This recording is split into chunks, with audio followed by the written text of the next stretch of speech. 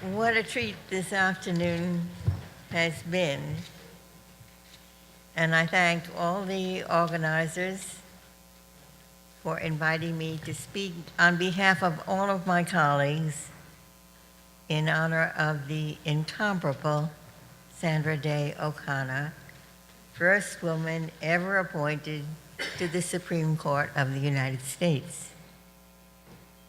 During her 25 years on the court's bench and continuing thereafter, she has shown time and again that she is a true cowgirl, resourceful, resilient, equipped to cope with whatever fortune brings her way.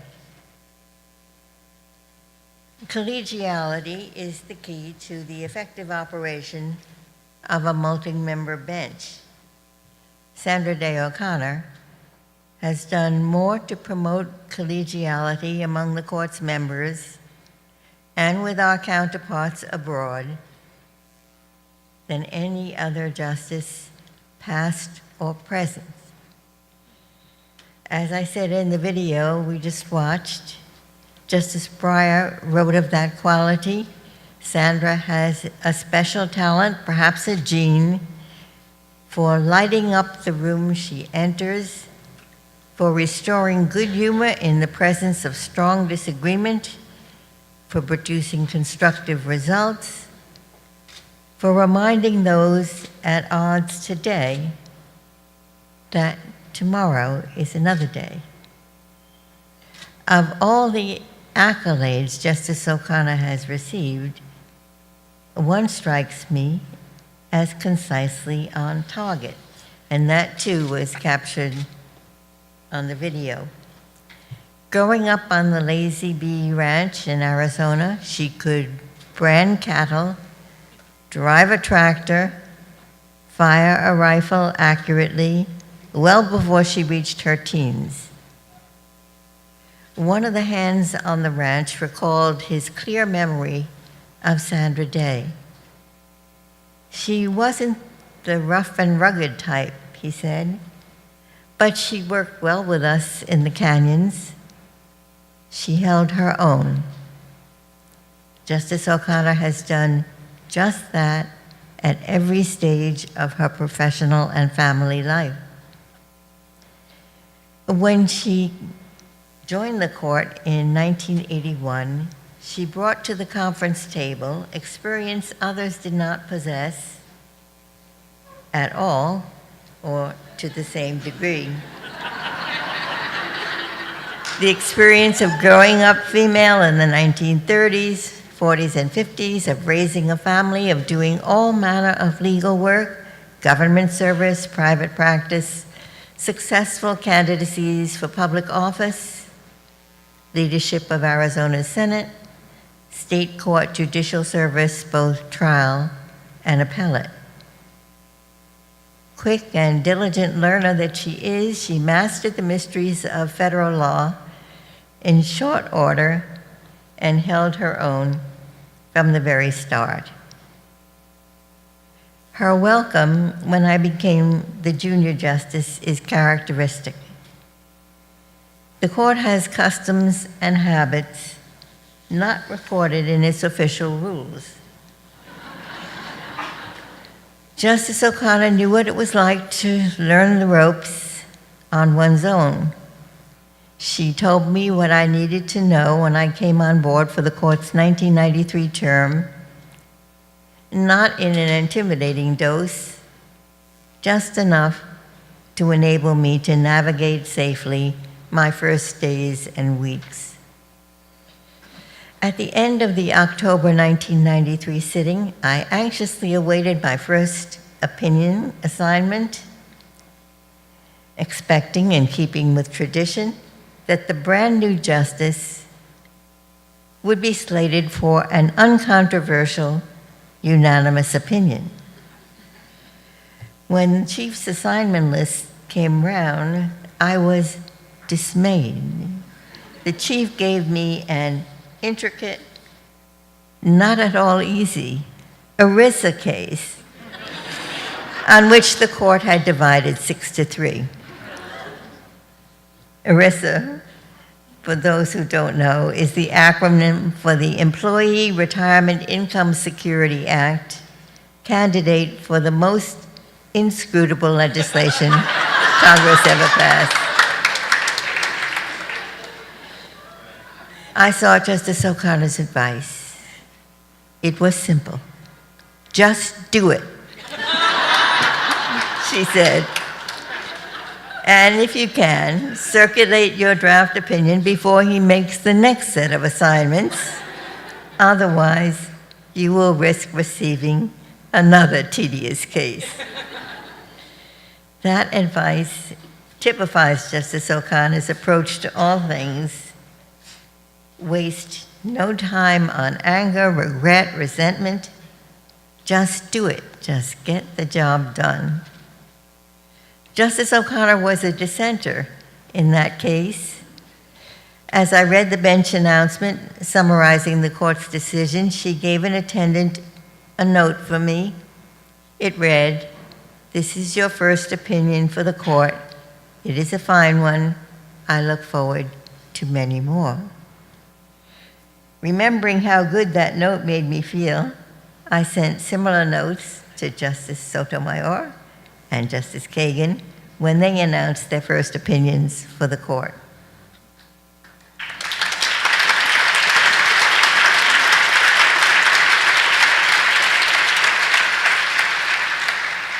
As first woman on the Supreme Court, Justice O'Connor set a pace I could hardly match. To this day, my mail is filled with requests that run this way. Last year, or some years before, Justice O'Connor visited our campus or country, spoke in our bar or civic association, did this or that. Next, words politely phrased to this effect: "Now it's your turn." My secretaries once imagined that Justice O'Connor had a secret twin sister with whom she divided her appearances.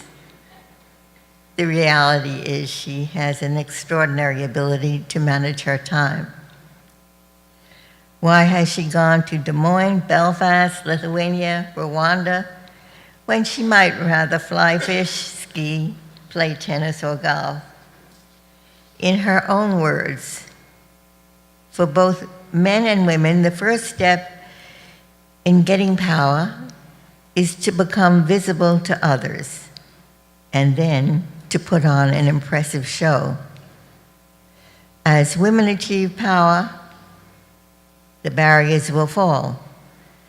As society sees what women can do, as women see what women can do, there will be more women out there doing things, and we'll all be better off for it.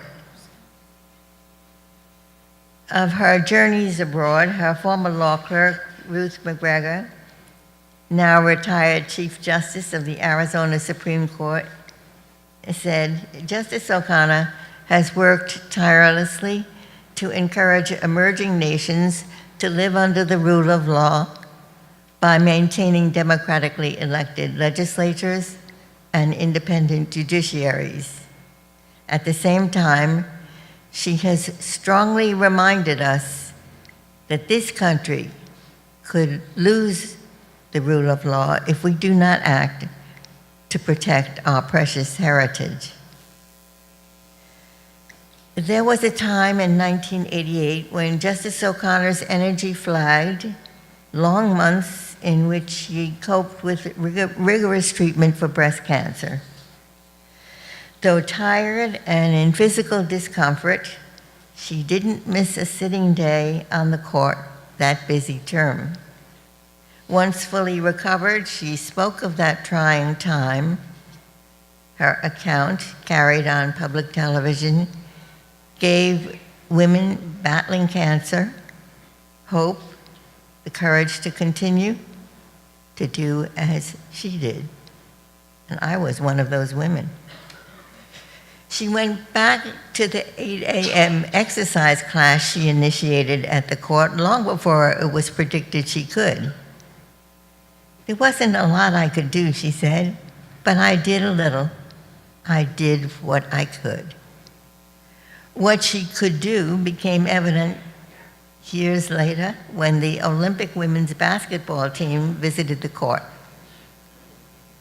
Justice O'Connor led the team on a tour ending at the highest court in the land, a full basketball court on the building's top floor. The team practiced some minutes. Then one of the players passed the ball to Justice O'Connor. She missed the first shot, but the second went straight through the hoop.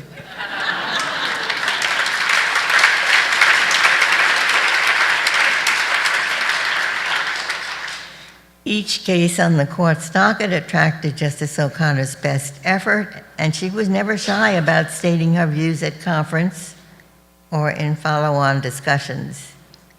When she wrote separately, concurring or in dissent, she stated her disagreement directly and professionally.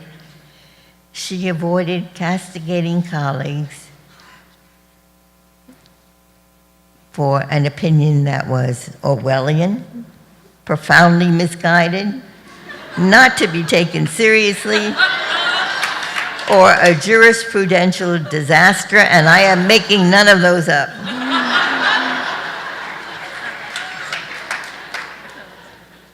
In the 12 and a half years we served together, court watchers have seen that women speak in different voices and hold different views, just as men do.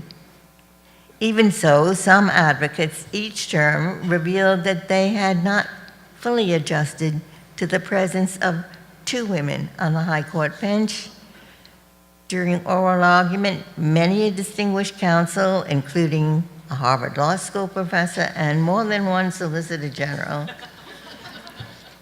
responded to a question I asked. Well, Justice O'Connor, sometimes when that happened, Sandra would smile and crisply remind counsel, she's Justice Ginsburg, I'm Justice O'Connor. Anticipating just such confusion, in 1993, my first term as a member of the court, the National Association of Women Judges had T-shirts made for us. Justice O'Connor's read, I'm Sandra, not Ruth. Mine, I'm Ruth, not Sandra. As a retired justice, she has taken on an array of off-the-bench activities. Prime among her current undertaking, as everyone in this room knows, is her creation and promotion of wwicivics.org, designed to educate grade school children about the three branches of government. Avidly as well, she has championed judicial independence, urging appointment rather than election of judges. She has regularly welcomed foreign jurists visiting the United States, and she has traveled long distances to meet with lawyers and judges abroad, many times at the request of the State Department. Some years ago, Justice O'Connor made a surprise appearance one night in the Shakespeare Theater's production of Henry V, playing the role that evening of Isabel, Queen of France, and looking regal. She spoke the famous line from the treaty scene, "Haply a woman's voice may do some good." Indeed it may, as Justice O'Connor has constantly demonstrated in her quarter-century service on the Supreme Court and in all of her endeavors.